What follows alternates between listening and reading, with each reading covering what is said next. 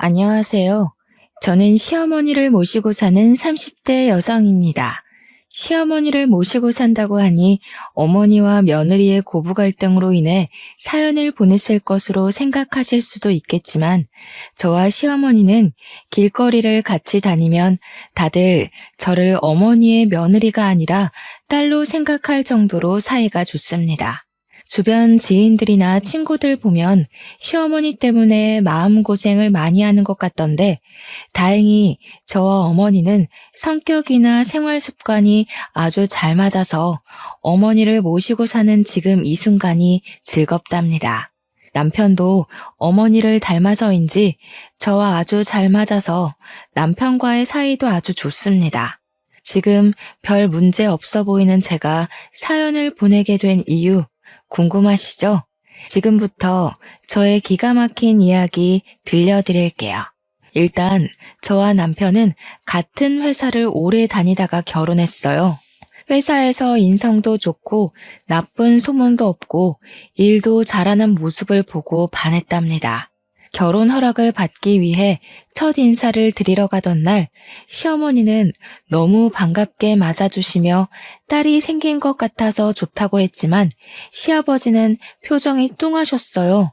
남편 역시 시아버지를 그다지 좋아하는 것 같지 않고 부자지간에 말도 거의 없었는데 그냥 남자끼리라서 그런가 보다 했습니다. 시아버지는 저를 엄청나게 반기시지는 않았지만 그렇다고 결혼을 반대하시지도 않아서 원래 되게 과묵하신가 보다 생각하고 말았어요. 그날 집에서 나오면서 남편에게 시아버지에 관해서 물어봤는데 하는 말이 시아버지가 집에서 독불 장군이라는 것입니다. 시어머니는 너무 심성이 착하셔서 결혼 초부터 시아버지가 뭐라고 하면 말 한마디도 못하셨다고 해요. 심지어 남편 어릴 때는 시아버지가 시어머니를 때리기도 했다고 합니다. 사소한 일로 엄청나게 크게 화를 내시는 것은 기본이었고 길거리에서도 시어머니가 답답하다고 느껴지면 주변 사람들 보지 않고 거침없이 소리를 지르며 무안을 주신다고 해요. 남편의 말로는 시아버지가 시어머니를 그야말로 개무시를 해왔다고 합니다. 그뿐만 아니라 시어머니는 시집살이도 아주 호되게 당하셨어요. 시할머니를 모시고 살면서 새벽부터 아침상을 차려내야 했고 조금이라도 늦어지면 엄청난 욕설을 퍼부으셨대요. 매일 집안일에 농사일까지 하느라 허리 한번 펼 겨를이 없으셨고 그래서 지금은 허리 디스크로 엄청나게 고생하고 계세요. 그렇게 시집살이를 당해도 시아버지는 시어머니를 단 한 번도 제대로 챙겨준 적이 없었고 오히려 시할머니 편에 서서 같이 구박했습니다. 같은 여자로서 시어머니가 살아온 모습을 생각하니 너무 안타까운 생각이 들었고 집에서 딸이 생긴 것 같다고 하신 말씀이 가슴에 박혀 잊히지 않았어요. 저는 그날 빨리 남편과 결혼해서 시어머니의 진짜 딸이 되고 싶다는 생각이 들었습니다. 상견례를 하는 날 시아버지는 여전히 표정이 뚱했지만 저를 대놓고 반대하시는 것도 아니었어요. 이전에 남편에게 시아버지의 과거에 관한 이야기를 들어서인지 첫인사 때는 시아버지가 그저 과묵하다고만 생각했는데 이번에는 시아버지의 인상이 왠지 안 좋아 보였습니다.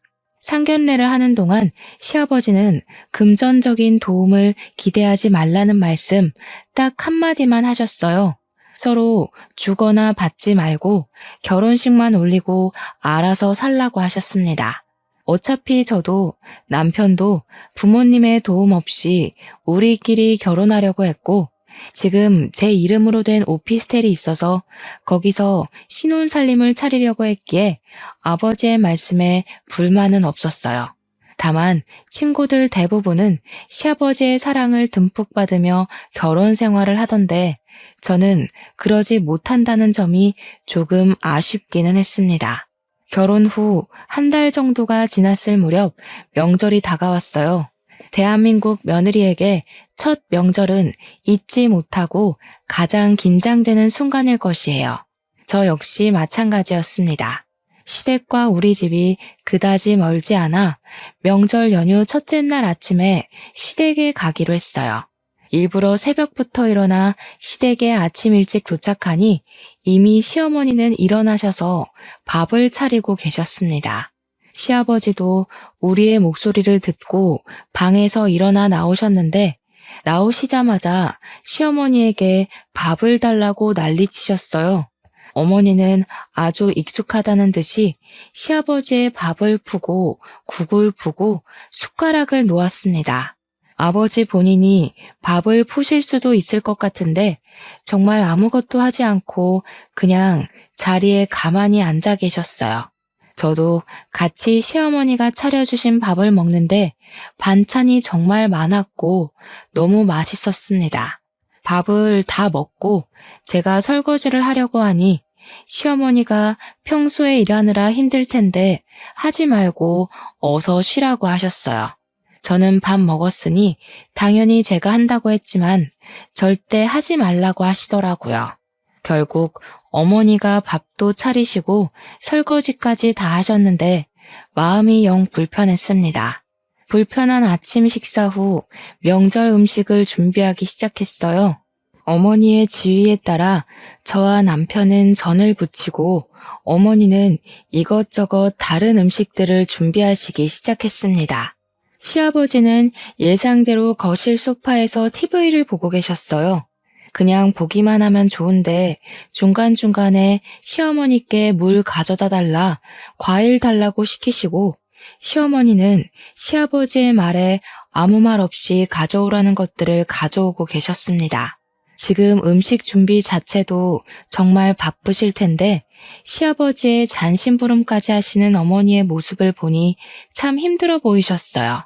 저도 도와드리려고 했지만 어머니가 괜히 나서지 말고 전 부치고 있으라고 하셔서 조용히 앉아 전만 부치고 있었네요. 그렇게 한참 뒤 누군가가 시댁의 문을 열어서 나가보니 앞집에 사시는 할머니셨습니다. 할머니는 전을 부쳤는데 넉넉히 부쳤다며 한 번 먹어보라고 하시며 가져오셨어요. 시어머니는 부엌에서 음식을 하시다가 잠깐 화장실에 가신 상태였고 시아버지는 반갑게 인사를 하며 어서 들어오라고 하셨습니다. 시아버지가 앞집 할머니를 보시며 아주 환하게 웃으시는데 결혼하고 처음 보는 모습에 신기하기도 하고 저런 모습으로 어머니를 대하면 참 좋겠다는 생각을 하고 있었어요. 야, 뭘 그리 멀뚱히 서 있어? 손님이 오셨는데 빨리 손님 대접해야지. 시아버지가 정확히 저를 보며 저에게 야라고 하시는데 기분이 썩 좋지는 않았습니다. 물론 나이 어린 사람한테 야라고 부를 수는 있다지만 그래도 제 이름 이예빈도 있고 며느리라는 호칭도 있는데 야가 뭔가 싶었어요. 기분이 상했지만 어찌되었든 집에 온 손님이니까 부엌에 가서 커피를 끓이고 과일을 깎고 있었습니다. 시어머니가 화장실에서 나오셔서 앞집 할머니가 오신 사실을 알고는 부엌으로 달려오시더니 저에게 과일 준비를 하고 있었냐면서 고맙다고 하셨어요. 저 사람이 화장실 다녀오느라 손님이 왔는지 모르고 이래서 나이 먹으면 아무짝에도 쓸모가 없다니까. 집에 여자가 둘이나 있는데 빨리빨리 과일 안 내오고 뭐해? 둘 다 느려 터져서는. 아버지, 사과가 저절로 깎이는 것도 아니고 좀 기다리세요. 그리 급하시면 아버지가 직접 하시면 되잖아요. 직접 하시지도 않으시면서 항상 말은 청산유수죠. 그리고 엄마한테 말 좀 예쁘게 해요. 지금 며느리도 있고 손님도 계시는데 엄마한테 그렇게까지 말해야 하겠어요? 지금 사과 다 깎았어요. 아이고, 제가 많이 늦었네요. 얼른 사과 드세요. 태민이도 어서 먹어. 시어머니는 시아버지와 남편이 싸울 것으로 보이자 사과를 후다닥 깎아서 가져가셨습니다. 며느리인 저도 있고 앞집 할머니도 있는데 시어머니를 향한 시아버지의 다그침과 호통이 참 불편했어요. 그나마 남편 덕분에 이쯤에서 끝이 나서 다행이라는 생각이 들었습니다. 시아버지는 앞집 할머니에게는 정말 상냥했어요. 세상 무뚝뚝한 시아버지가 저런 모습이 다 있었나 싶을 정도였다니까요. 시어머니는 그런 시아버지를 하나도 신경 쓰지 않고 부엌에서 계속 일을 하고 계셨고, 그러다가 점심시간이 되었습니다. 시아버지는 앞집 할머니와 다정하게 이야기를 나누다가 밥 먹을 시간이라며 어서 밥을 차리라고 시어머니에게 독촉했어요. 시어머니는 묵묵히 식탁을 닦고 반찬거리를 꺼내고 수저를 놓고 계셨고, 저 역시 시어머니를 도와 상을 차리고 밥을 푸고 국을 데웠습니다. 상이 다 차려지자 시아버지와 앞집 할머니는 나란히 자리를 잡고 앉았고, 남편 역시 자리를 잡고 앉았는데 표정이 굳어 있었어요. 지금 상황을 보면 꼭 시아버지와 앞집 할머니가 부부 같았고, 시어머니는 죄송하지만 이 집에서 일하는 가정부 같았습니다. 앞집 할머니는 시아버지 옆에 딱 붙어 앉아서 어머니의 국이 짜고 반찬은 싱겁다고 하셨어요. 요새 저 사람이 늙더니 간을 영 못 맞춰. 그래도 젊을 때는 음식 솜씨 좋아서 데리고 있었는데 이제는 늙어서 음식도 못하고 이제 내다 버려야 할까봐. 아예 이참에 저 사람 버리고 나는 우리 앞집 할망구랑 새 살림 차릴까? 아버지, 제정신이세요? 무슨 말을 그딴 식으로 짓거려요? 그게 엄마 앞에서 할 소리예요? 야, 내가 농담도 못하냐? 어휴, 진짜 내 자식이지만 어쩜 저리 앞뒤가 꽉 막혔는지. 태민아, 그만해라. 아무리 그래도 밥상 앞에서 그렇게 어른에게 큰 소리 내는 것은 잘못된 거야. 엄마가 간을 못 맞춰서 그런 건데 뭘 그러니? 시어머니는 이 상황이 잘못된 것을 전혀 느끼지 못하시는 것처럼 보였습니다. 아니, 그냥 시아버지에 대한 일말의 기대도 없어 보였고 체념한 것 같았어요. 시어머니의 그런 모습을 보니 참 안타까웠지만 제가 대신해 드릴 수 있는 것이 없어서 참 서글펐습니다. 앞집 할머니는 밥을 먹고 그냥 가버리고 시아버지는 코앞에 할머니 집까지 굳이 데려다주고 다시 들어오셨어요. 시어머니가 상을 정리하시길래 제가 설거지를 하려 했지만 이번에도 역시 못하게 하셨습니다. 시어머니는 저에게 시댁에서는 절대 설거지하지 말라고 하시고 남편을 시키셨어요. 그 이후에도 시아버지는 어머니한테 명령조로 이야기했고 남편은 그런 시아버지의 모습을 아주 싫어하는 듯 보였습니다. 저 역시 시아버지의 행동과 태도가 영 이해가 되지 않고 너무 불편했어요. 그리고 다음 날, 명절날이 되었습니다. 우리가 일어난 지 얼마 되지 않아 친척들이 오시고 다 같이 차례상을 차리는데 여전히 시아버지는 시어머니를 무시하고 시어머니가 조금이라도 행동이 느리면 크게 뭐라고 하셨어요. 시어머니는 시아버지가 아무리 소리를 지르고 호통을 쳐도 항상 그래왔다는 듯이 아무 말도 하지 않고 시아버지의 말을 따랐습니다. 친척들 역시 마찬가지였어요. 친척 중에 누군가는 시아버지에게 너무 그러지 마시라고 할 법도 한데 아무도 그런 이야기를 하지 않았습니다. 시어머니 혼자 이리저리 종종거리며 시아버지와 그 친척들의 심부름을 하고 있었고 저와 남편이 시어머니를 도와드리려 했지만 큰 도움이 되지는 못했어요. 도와드린다고 저와 남편이 나섰다가 우리가 실수하면 시아버지는 시어머니에게 더 크게 뭐라고 하고 이런 모습을 보고 있으니 제가 다 민망하고 화가 났습니다. 남편 역시 옆에서 화를 억지로 꾹 참는 듯 보였어요. 그렇게 살얼음 위를 걷는 것 같이 아주 많이 조마조마하게 차례를 지내고 대충 상을 치우자마자 바로 우리는 친정에 간다고 했습니다.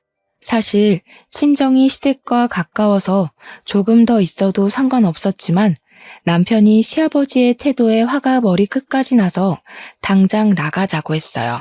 친척들도 다 계시는데 어디서 며느리 따위가 첫 명절에 친정에 간다고 해?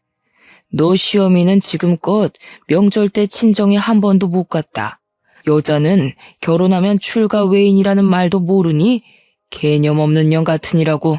저희 부모님은 제가 안 가면 명절에 혼자 계셔서 가봐야 할 것 같아요. 그리고 아버지, 아무리 며느리라도 개념 없는 년 같은 말씀은 삼가세요. 어디서 어른한테 말대꾸야?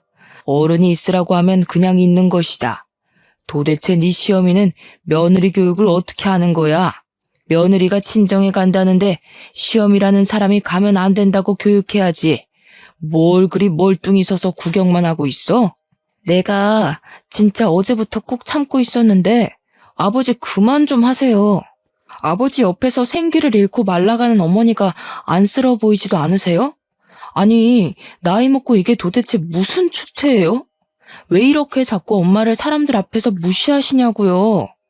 제발 이제는 엄마 좀 생각하세요. 그리고 이딴 식으로 하실 거면 안 사람한테 시아비 노릇하려고 하지 마세요. 내가 뭘 어쨌다고 그러냐? 남자는 하늘, 여자는 땅. 그런 말도 몰라? 너도 마찬가지야, 이 모저리 같은 놈아. 여자한테 휘둘려서 명절날 장인 장모한테 휙 가버리는 게 말이나 되는 소리냐? 지금 여기 친척들 다 계신 거 안 보여? 아버지 시대는 그렇게 살아왔을지 몰라도 우리 세대는 그렇지 않아요. 지금은 그러면 이혼당해요. 알겠어요? 아버지도 이제 정신 좀 차리고 사세요. 그리고 엄마, 우리 이렇게 먼저 가서 죄송합니다. 명절 끝나고 다시 올게요. 아니다. 사돈이 기다리시는데 당연히 가봐야지. 혜빈이 첫 명절인데 너무 고생했다. 어서 가보렴. 집구석 아주 잘 돌아간다. 하늘에서 조상님들이 보시면 얼마나 한탄하실고. 어휴, 멍청한 저 여편네가 자기를 닮을 멍청한 며느리를 들였구먼. 쯧쯧. 너 친정 가지 마. 가면 진짜 손모가지 부숴버린다. 시아버지는 제가 친정에 가지 못하도록 붙잡았지만 남편이 제 손을 붙잡고 시댁에서 나왔습니다. 저는 시댁에서 나오면서도 어머니가 걱정되었고 마음이 참 불편했어요. 남편은 제게 이런 모습 보여줘서 미안하다고 했지만 저는 남편도 너무 안쓰러워 보였습니다. 제가 본 시아버지의 모습은 그야말로 천상천하 유아독존의 아나무인이었어요. 그런 아버지에게 사랑하는 엄마가 당하는 모습을 보며 자라는 남편은 얼마나 힘들었을지 상상이 가지 않았습니다. 이런 말을 남편에게 하니 남편은 자신의 마음을 알아줘서 너무 고맙다고 했어요. 저는 남편에게 어머니의 진짜 딸이 되고 싶다고 했고 남편은 제 말에 눈물까지 글썽이더라고요. 항상 저에게는 최고의 남자였는데 그날만큼은 남편이 참 작아 보였고 꼭 안아주고 싶었습니다. 이렇게 긴장되었던 시댁에서의 첫 명절이 마무리되었어요. 명절이 지나고 나서 저는 종종 시부모님께 안부 전화를 드렸습니다. 시어머니는 회사 생활하느라 바쁠 텐데 굳이 안부 전화하지 않아도 된다며 무소식이 희소식이니 그저 너희끼리 잘 살라고 하셨어요. 반면에 시아버지는 일주일에 한 번씩 전화하는데도 왜 한 번밖에 전화하지 않냐고 매일 전화하라고 하셨습니다. 그리고 전화 끊기 전에 꼭 하시는 이야기가 여자는 바깥일 하면 안 된다며 빨리 회사 관두고 집에서 살림이나 하라고 하셨어요. 여자가 밖에 나돌면 집안이 망한다고 하면서요. 명절 때 시아버지의 성격이 보통이 아님을 봐서 그냥 그러려니 하고 남편은 시어머니와는 종종 연락하는 것 같았지만 시아버지와는 아예 연락하지 않고 지냈어요. 그렇게 2달 정도가 흘렀습니다. 저는 회사 업무 특성상 일주일에 2번 정도는 거래처 미팅을 해요. 그날도 역시 거래처와 미팅을 하고 회사로 복귀하는데 시아버지가 누군가와 함께 식당에서 밥을 먹고 계시더라고요. 친구와 식사를 하시나 하고 자세히 보니 시아버지 앞에 웬 여자가 앉아 있었어요. 한눈에 딱 보아도 시아버지보다 꽤 어려 보였는데 시아버지가 음식을 먹다가 입에 뭘 묻히자 그 여자는 손으로 직접 닦아주고 있었습니다. 직접 식당으로 들어가서 이게 무슨 상황인지 확인해보고 싶었지만 운전 중이었고 빨리 회사로 들어가야 하는 상황이라 일단 사진만 찍어두었어요. 그리고 그날 저녁 퇴근 후 남편에게 사진을 보여주며 혹시 이 여자가 누군지 아느냐고 물었습니다. 남편은 모르는 사람인데 왜 그러냐고 하길래 아까 회사로 복귀하면서 봤던 장면들을 남편에게 이야기했어요. 남편은 일단 무슨 상황인지 한번 알아보겠다고 했습니다. 며칠 후, 금요일이 되었어요. 그날은 저녁에 친구들과 모임이 있어서 퇴근 후 남편은 먼저 집으로 들어가고 저는 시내로 향했습니다. 친구들도 다들 회사원이라 퇴근하고 모이니 저녁 7시가 되었더라고요. 우리는 원래 자주 가던 고깃집으로 들어갔는데 그곳에 시아버지와 그때 본 여자가 있었어요. 나는 바로 시아버지에게로 가서 인사를 한 후 이분은 누구시냐고 물어보았습니다. 시부는 아주 당당하게 애인이라고 하는데 아무 거리낌 없이 이야기하셔서 순간 제가 잘못 들은 줄 알았어요. 그래서 다시 물었습니다. 젊은 게 귀가 먹었나? 애인이라고 애인. 애인 몰라? 진짜 애인이요? 어머니는 어쩌시고 애인이세요? 어머니도 이 사실 아세요? 알든 말든 내가 무슨 상관이야? 그리고 지금까지 그 고리타분하고 멍청한 여자랑 살면 됐지. 내 노후까지 그년이랑 같이 살아야 해? 저는 이 상황이 너무 당황스러운데요. 어떻게 아버지가 어머니한테 그러실 수가 있으세요?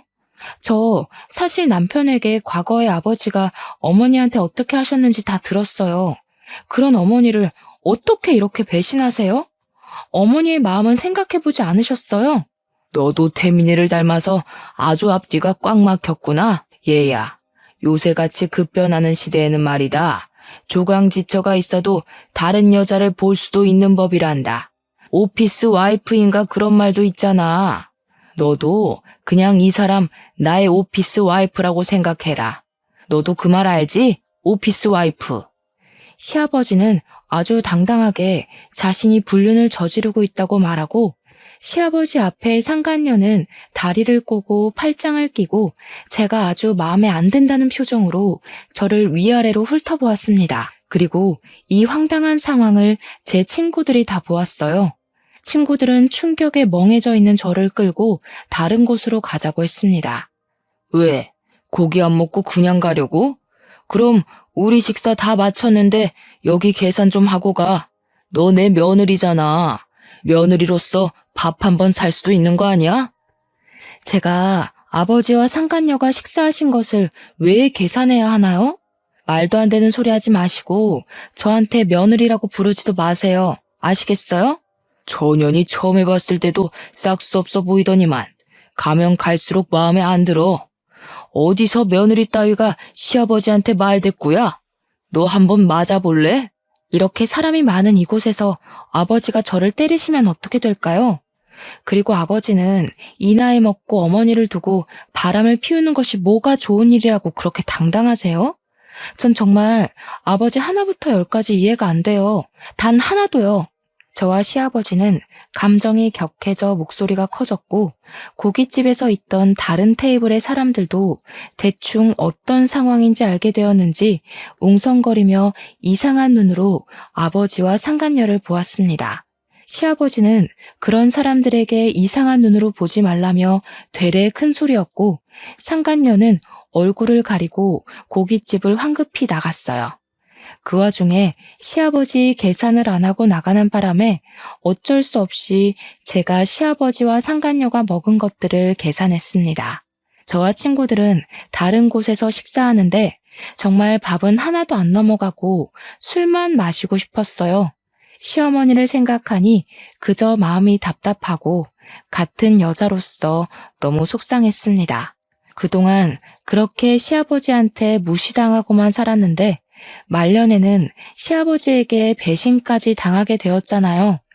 제가 본 시어머니는 너무 좋으신 분이고 정말 며느리도 딸처럼 생각하시는 너무 좋으신 분이신데 그런 분이 이렇게 시아버지에게 당하시는 것이 너무 화가 나고 분했습니다.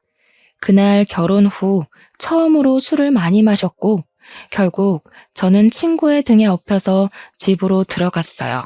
다음 날 환한 대낮에 잠에서 깼는데 머리가 정말 깨질 듯이 아팠습니다.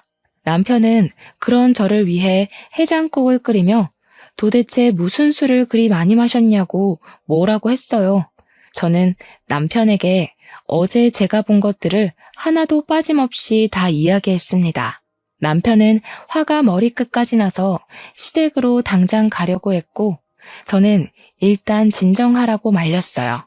남편이 시아버지에게 화가 나서 지금 당장 따지고 싶은 것은 당연했지만 시어머니가 이러한 사실을 알면 크나큰 충격을 받을 것 같았거든요.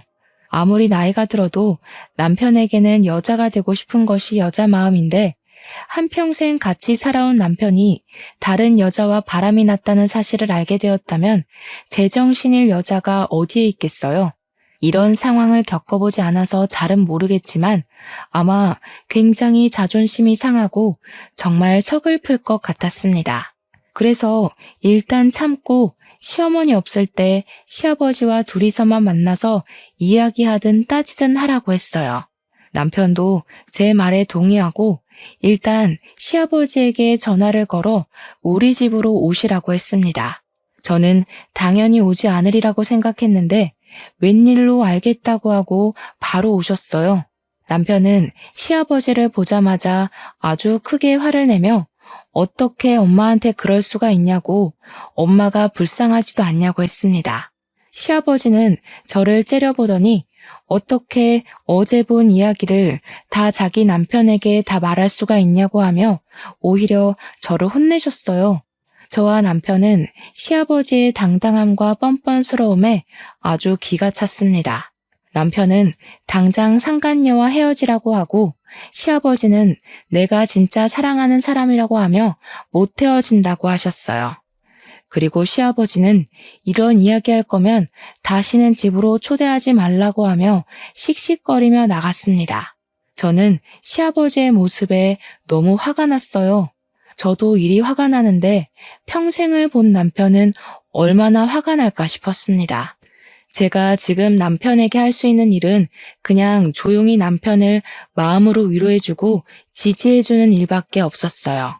그날 후로 우리는 주말마다 시댁에 갔습니다. 마음 같아서는 매일 가서 시아버지의 폭언으로부터 시어머니를 보호하고 싶었지만 회사 때문에 그러지 못했고 대신 주말마다 가서 시어머니의 말벗이 되어드리고 시아버지가 시어머니에게 뭐라고 하면 우리가 막아드렸어요. 시어머니는 시아버지를 정말 사랑했습니다.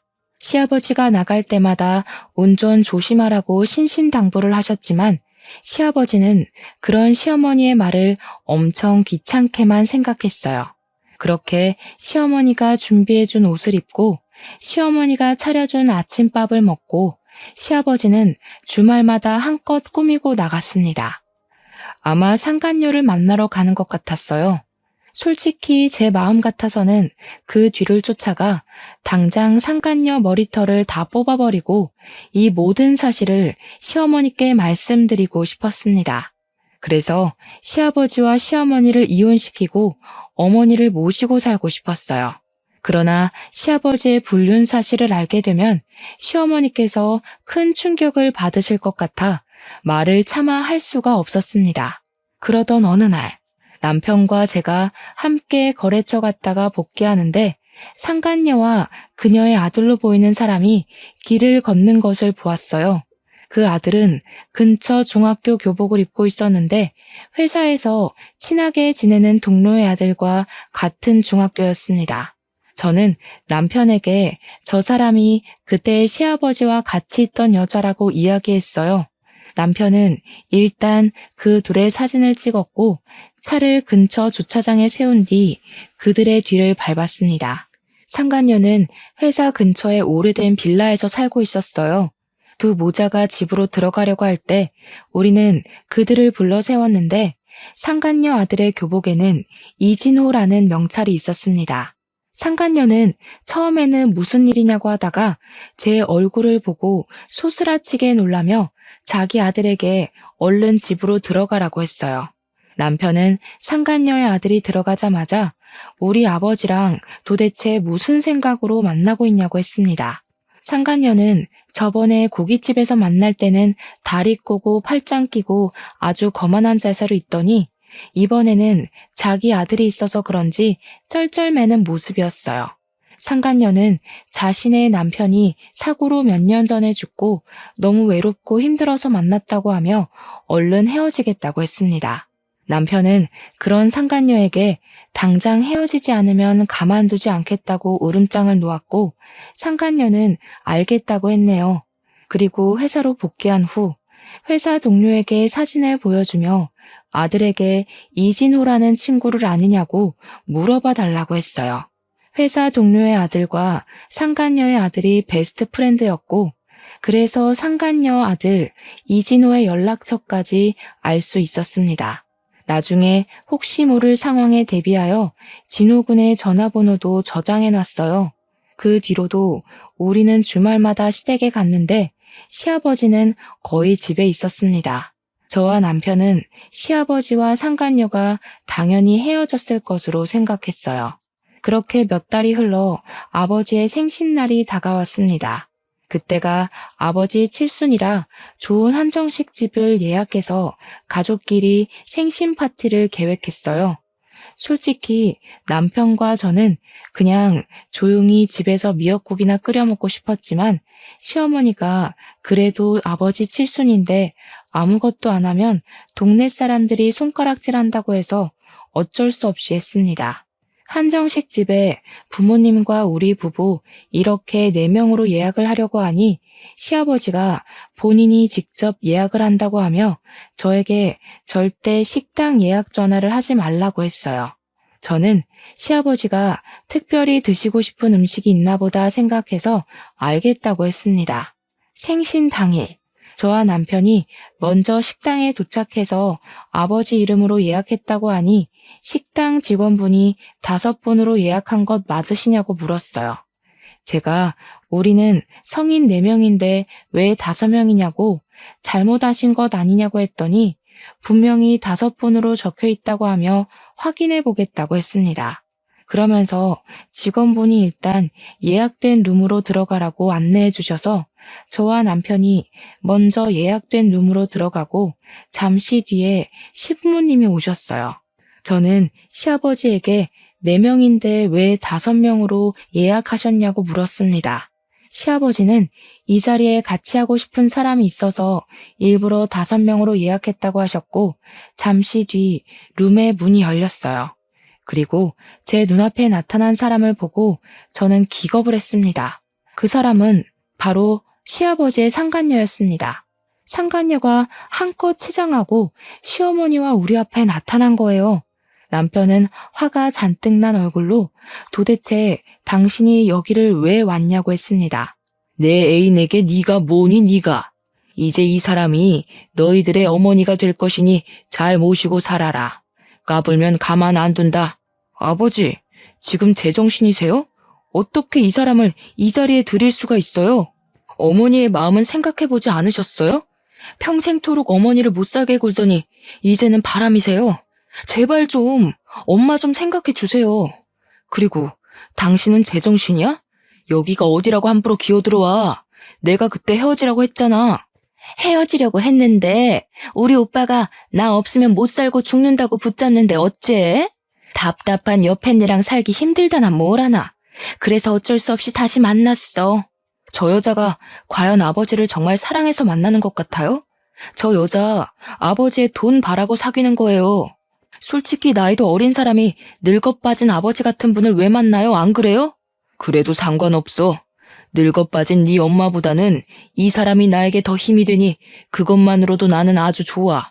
내가 진짜 사랑하는 사람은 이 사람이고 내 땅이며 내 집, 대대로 물려내려온 내 유산까지 다 이 사람에게 줄 거야. 나는 이 사람 없으면 못 살아. 상간녀에게 자신의 유산과 땅을 다 물려줄 거라는 말에 남편은 시아버지에게 소리를 지르고 있고 시어머니는 자리에 앉아 그저 눈물만 흘리며 내가 못나서 그러니 진정하라고만 하셨습니다. 저는 시어머니의 그런 모습을 보니 너무 답답해서 화가 났어요. 지금까지 두 분의 모습을 보았을 때 시어머니는 시아버지에게 평생을 가스라이팅 당한 것 같았습니다. 작은 일에도 닥달하고 호통만 치는 시아버지에게 기가 푹 죽어서 한마디도 못하고 평생을 살아가셨을 모습을 생각하니 답답하고, 이렇게 시아버지가 큰 잘못을 저지르고 있음에도 시어머니는 아무 말도 못하시는 모습을 보니 화가 났어요. 지금까지 두 분의 모습을 보았을 때 시어머니는 시아버지에게 평생을 가스라이팅 당한 것 같았습니다. 작은 일에도 닥달하고 호통만 치는 시아버지에게 기가 푹 죽어서 한마디도 못하고 평생을 살아가셨을 모습을 생각하니 답답하고, 이렇게 시아버지가 큰 잘못을 저지르고 있음에도 시어머니는 아무 말도 못하시는 모습을 보니 화가 났어요. 시어머니는 시아버지에게 평생토록 헌신했는데 시아버지는 그런 시어머니를 헌신짝처럼 대하고 있었습니다. 시어머니의 눈물을 보면서 시아버지와 상간녀를 가만두면 안 되겠다고 생각했어요. 저는 분노에 눈이 뒤집혀서 상간녀의 머리채를 잡았습니다. 상간녀는 저에게 욕을 하며 주먹질을 해댔지만 절대 그 머리카락을 놓치지 않았어요. 그런 모습을 본 남편은 저번에 길거리에서 찍었던 아들의 사진을 보여주며 당장 아들에게 이 사실을 말하겠다고 했습니다. 그리고 저번에 저장해뒀던 상간녀 아들의 번호를 불러주며 당장 전화하겠다고 협박했어요. 그렇게 시아버지 옆에서 기고만장했던 상간녀는 아들의 번호를 우리가 알고 있다는 걸 알자 우리 앞에서 무릎을 꿇으며 아들은 이 사실을 모르게 해달라고 했습니다. 시아버지는 그렇게 사랑한다던 상간녀가 저에게 머리채가 잡히고 남편에게 협박을 당할 동안 아무런 말이나 행동을 하지 않고 그저 구석에서 떨고만 있었어요. 그만 좀 해라. 그만. 내가 이렇게 말리 마. 제발 내가 사랑하는 사람 괴롭히지 마. 나도 이렇게까지 하기는 싫었다. 사실 너희 엄마랑 나 서로 사랑해서 결혼한 사이도 아니었고 부모끼리 정한 약속으로 어쩔 수 없이 정략 결혼한 거야. 그렇게 평생 사랑이라는 감정을 모르고 살아왔다가 내 나이 70살이 돼서야 진짜 사랑하는 이 사람을 만났어. 그러니 제발 이 사람 그만 괴롭히거라. 그럼 평생을 다해 아버지를 모신 엄마는요? 엄마의 인생은 어떻게 책임지실 거예요? 그렇게 엄마가 싫었으면 차라리 애초에 이혼하시던가 아니면 그렇게 힘들게 괴롭히시나 말든가요. 나는 그렇게 하면 너희 엄마가 나를 떠날 줄 알았어. 그런데 내가 아무리 싫은 소리를 하고 욕을 하고 심지어 때리기까지 해도 내 옆에 계속 있더구나. 아무튼 내가 미안하다. 정말 미안해. 아버지가 어머니의 인생을 망치셨으니 이제라도 어머니께 보상해주세요. 어머니와 이혼하시고 아버지 앞으로 있는 땅과 재산들 그리고 주택까지 전부 다 어머니 앞으로 넘기세요. 만약에 안 하시면 저희 당장 상간녀 소송에 이혼 소송할 겁니다. 그럼 위자료가 적지 않게 나올 건데 괜찮으시겠어요? 소송? 안 돼. 그건 안 돼. 소송 걸리면 우리 아들도 알게 되잖아. 절대 안 돼. 오빠, 그냥 이혼하고 땅이며 주택이며 재산들 다들 저 사람에게 넘겨줘요. 부탁해요. 상간녀의 말에 시아버지는 알겠다고 하며 다 넘기겠다고 했습니다. 저는 혹시라도 나중에 말이 바뀔 수도 있을 것 같아서 직원에게 종이를 가져오라고 하고 그 자리에서 다 넘기겠다는 각서를 썼어요. 각서를 다 쓰고 조금 잠잠해지니 그제야 음식이 나오기 시작했습니다. 직원분은 심각한 이야기 중이신 것 같아서 음식을 드리지 못했다며 늦어서 죄송하다고 했어요. 저와 남편 그리고 시어머니는 시아버지와 상간녀에게 둘이서 오붓하게 데이트 즐기라고 하고 그 자리에서 나왔습니다. 그리고 바로 시댁으로 가서 시어머니의 짐을 챙겨서 우리 집으로 모시고 왔어요. 시어머니의 짐을 챙기는데 이 집에서 몇십 년 동안 사셨지만 짐이라고는 옷 몇 가지와 화장품 몇 개밖에 없었습니다. 정말 그동안 아버지만을 위해서 사신 시어머니의 모습을 보니 너무 안타깝고 남은 생에는 제가 딸처럼 알뜰살뜰히 모셔야겠다고 다짐했어요. 이렇게 저는 어머니를 모시고 살게 되었습니다. 다음 날부터 시아버지의 땅과 주택, 재산을 다 어머니 앞으로 넘겼어요. 일단 어머니의 명의로 된 주택을 먼저 팔아버렸습니다. 만약에 그 주택을 계속 어머니 명의로 두면 분명히 시아버지와 상간녀가 그 집에 들어와서 살 것 같았거든요. 어머니는 자신의 젊은 시절을 보낸 집이라고 하며 파는 것에 대해 많이 아쉬워하셨지만 남편이 잘 설득하니 알겠다고 하셨습니다. 그리고 아버지의 재산을 확인해 보니 시할아버지께서 돌아가시면서 장남인 아버지 앞으로 꽤 많은 재산을 물려주셨더라고요. 재산들을 보니 어머니께서 평생 놀고 먹고 사셔도 충분한 돈이 나왔습니다. 그리고 바로 법원으로 가서 두 분의 이혼 신청을 했어요. 시아버지의 잘못이 확실하고 자녀가 이미 다 커서 분가한 상태라 1개월 만에 바로 이혼이 되더라고요. 그 후 어머니는 계속 우리 집에 계십니다. 솔직히 처음에는 어머니를 모시고 사는 것이 불편할 것 같았어요.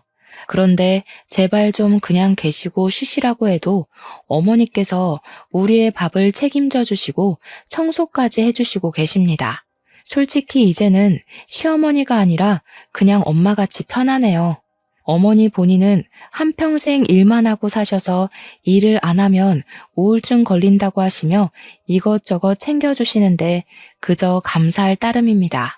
우리는 그런 어머니를 모시고 주말에는 같이 영화도 보러 가고 동물원도 가고 바다도 함께 다니고 있어요.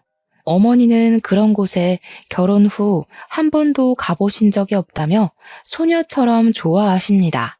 어머니가 좋아하시는 모습을 보면 다행이다 싶으면서도 한평생 고생만 하시고 사신 것 같아 안타까워요. 시아버지는 이혼하고 살던 집도 빼앗겨서 상간녀가 사는 집 근처의 모텔방에서 지내고 있습니다. 그러던 어느 날이었어요. 우리가 평소처럼 회사에 출근했는데 회사 동료가 웬 동영상을 보여주며 이게 사실이냐고 하더라고요. 보니까 예전에 고깃집에서 제가 시아버지와 상간녀를 보고 따지던 영상이었습니다. 다행히 저의 얼굴은 나오지 않고 시아버지와 상간녀의 얼굴이 제대로 찍혀 있더라고요. 당시 고깃집에 있던 손님이 동영상을 찍었고 이 동영상이 여기저기 퍼지면서 회사 동료들까지 알게 되었습니다. 이 동영상으로 인해 상간녀와 시아버지는 불륜을 저지른 사람들로 동네에 소문이 나서 집에서 나오지도 못하고 다니고 어쩌다가 나오면 손가락질을 받고 있어요. 상간녀의 아들 역시 정상적인 학교 생활을 하지 못하고 결국 자퇴까지 하게 되었다고 합니다. 한창 예민할 상간녀의 아들에게는 피해주기 싫었는데 그 소식을 들으니 조금 안타까웠어요. 그 뒤로 동네에서 소문으로는 상간녀가 진짜로 시아버지를 사랑해서 만난 것이 아니라 혼자 아들을 키우는 것이 힘들어서 재산이 있는 시아버지를 깨어서 편하게 살아보려고 한 것인데 시아버지가 모든 재산을 다 빼앗기고 빈털터리가 되니 상간녀가 바로 시아버지를 버렸다고 합니다. 상간녀는 시아버지와 대판 싸우고 도망치듯이 밤에 이사를 가버리고 시아버지는 시어머니와도 이혼하고 상간녀에게도 버림받았어요. 최근에는 모텔비도 내지 못해서 모텔에서도 쫓겨나고 근처 노인정에서 노숙자처럼 살고 있다고 합니다. 친정 부모님 역시 이 모든 사실을 알게 되시고는 저와 남편에게 정말 잘했다고 하시며 앞으로 시어머니를 잘 모시고 살라고 하셨네요. 이렇게 평생토록 시어머니를 무시했던 시아버지는 말년에 거지꼴이 되었고 시아버지를 모시고 살던 시어머니는 이제 우리와 함께 편안한 말년을 보내고 계십니다.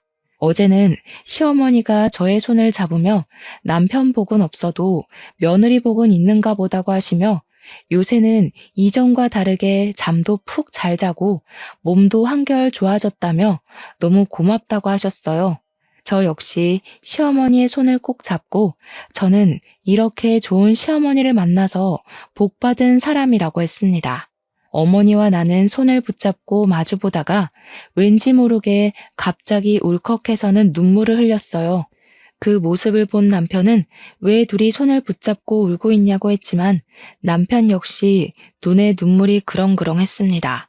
우리 셋은 손을 잡고 눈물을 흘리며 앞으로 남은 인생들 행복하게 살아보자고 다짐했네요. 시아버지와 시어머니를 보니 인과응보라는 사자성어가 생각납니다. 사실 그동안 나쁜 짓을 저지른 사람이 불행해지는 경우를 거의 본 적이 없는 것 같아서 정말 이 말이 맞을까 싶었는데 이번에 나쁜 짓을 저지르면 언젠가는 벌 받는다는 사실을 정말 크게 느꼈어요. 시아버지가 그렇게 천상천하 유아독존으로 시어머니를 무시하고 살았는데 말년에 노숙자가 될 줄은 상상이나 했겠습니까? 그리고 시어머니 역시 그동안 자신의 의견, 생각 하나 말하지 못하고 처참히 정신적으로 밟히며 살았는데 이렇게 시아버지의 소나기에서 벗어나 마음 편히 사실 줄은 누가 알았겠고요. 저는 이 일로 인과응보라는 말을 마음에 깊이 새기며 앞으로 좋은 일만 하며 살아야겠다고 생각했네요. 여기까지가 얼마 전에 제가 겪은 기가 막힌 이야기입니다. 앞으로는 평생 고생하신 시어머니를 극진히 모시며 빨리 손주도 보여드리고 아주 행복하게 살아보려고요. 저의 긴 이야기 들어주셔서 감사합니다.